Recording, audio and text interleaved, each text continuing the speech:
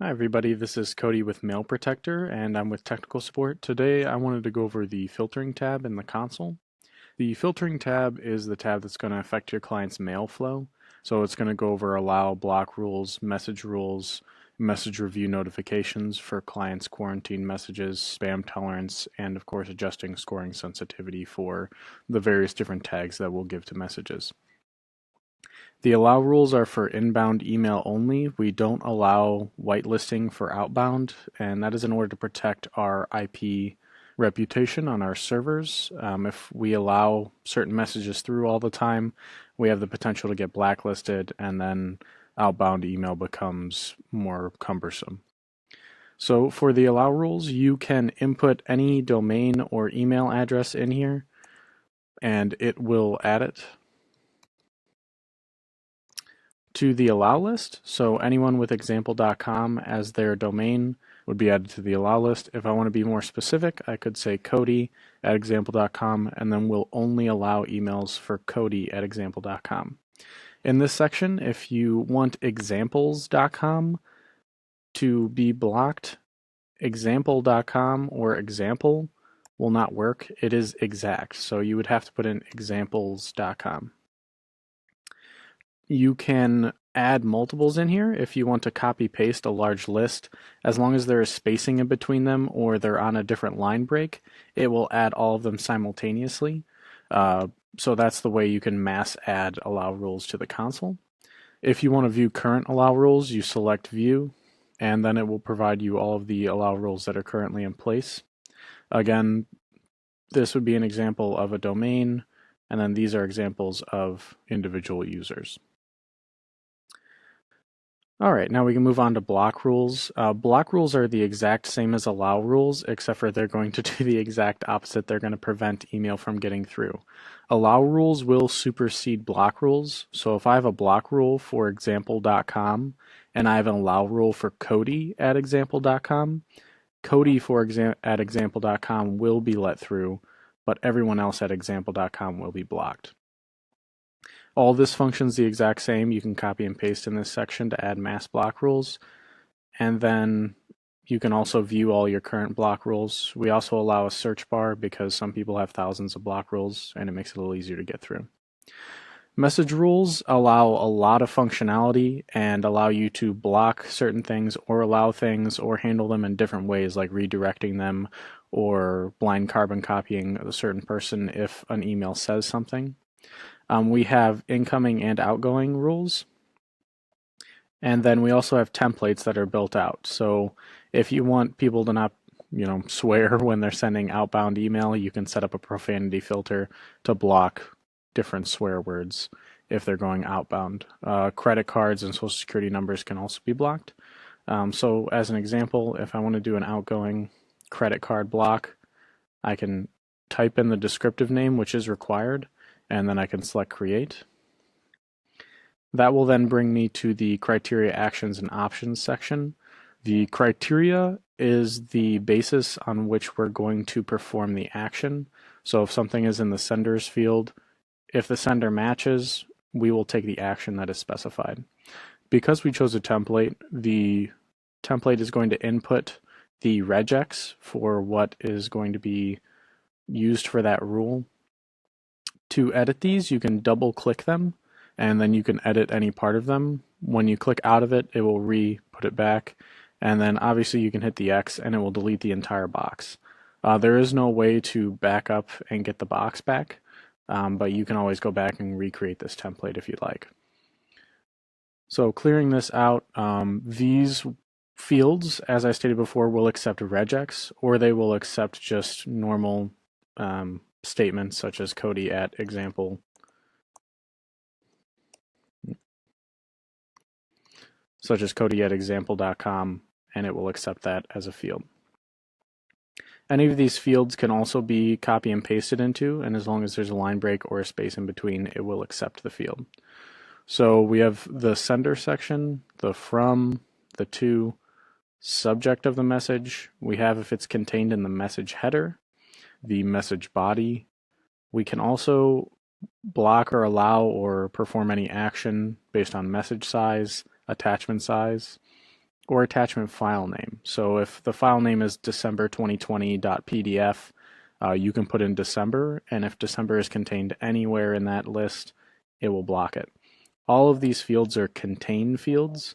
So if you put the number 3 in the subject section, for example, it will block any email that has the number 3 in the subject. The next one we have is file name extension. So this is .pdf, .txt, so on and so forth. You can block certain extensions if you like. You can also add different MIME file types. You can look up the file types online, and you can add that syntax here, and it will block them. Source IP is for typically if people want to allow certain IP addresses through, it will be used. So for example, if you're doing any kind of spam testing and the spam company says you have to allow these 3 IPs through so that email gets to your users to test, this is where you would add them. And you can add each source IP and it will allow it through or block it depending on how you want it to handle it. We have the message hello and the message envelope, and then we additionally have TLS connection. So this will say if it matches using a TLS connection, take this action, and then the actions are in the next part. You can also say it doesn't match with TLS. So the action section is the action it's going to take based on the criteria you built. Hold for review is going to put it in the quarantine. You can select how it's categorized. You can say it's a policy, spam, or virus, and that can help you kind of sort things out. You can delete the message. This will delete it at the perimeter, but we will still provide the logs to you. We just won't put it into the quarantine for your client, and it's not recoverable. Encrypt with bracket can only be used going outbound because we can't encrypt with bracket coming inbound. Relay with TLS encryption, you could say if the email contains credit card information, relay with TLS encryption. And if we do not make a confirmed TLS connection, the connection will drop and the message will bounce. Never hold for review is your basic allow rule. So if you want to allow source IPs through, for example, in that previous example before with the spam company, you can toggle this on and we will not hold it for review. The add text to message subject, effectively if something comes through and it says urgent, or if it's an external message, you can set up criteria to say external in this section or urgent because it's a ticket or anything along those lines. There's prepend and append. So you can also add a header to the message. This is useful if you have specific rules in your tenant and it says if the header comes through with this in it, make this action. So this will make it so you can kind of redirect messages as you'd like in the tenant. Copy message to another address is your blind carbon copy. So if something comes through and it says urgent, and whenever an email says urgent, I want it to go to all my bosses, I can add all my bosses in here and it will blind carbon copy them onto that. And last but not least, we have add a footer to the message. So if it meets the criteria, we'll add this footer.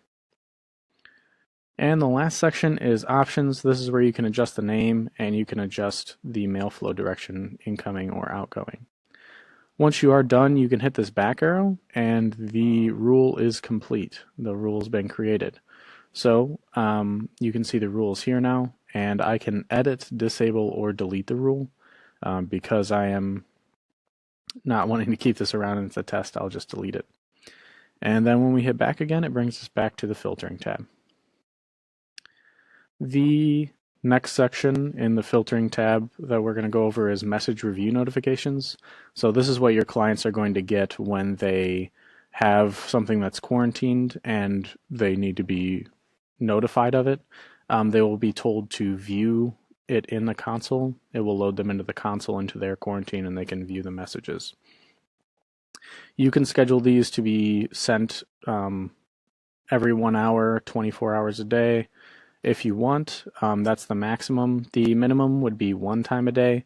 The way to get 1 time a day is to specify more hours than the gap in hours is. So if I say notify every 3 hours between 8 a.m. and 9 a.m., it will only schedule it once a day because it will schedule it for 8 a.m. and then attempt to schedule for 11 a.m. and it's outside the window. All of the fields down here will have an apply to all section. You can create rules and you can edit all of these at the different levels: reseller, customer, domain, group, or user. And you can cascade them down if you'd like to the lower levels by selecting apply to all. The lower the level is, the more specific it can get. So if a user has a rule and there's a contradictory rule at the reseller level, the user level will take precedence. So the lower the level, the more power it has, effectively. So that's going to be message review notifications.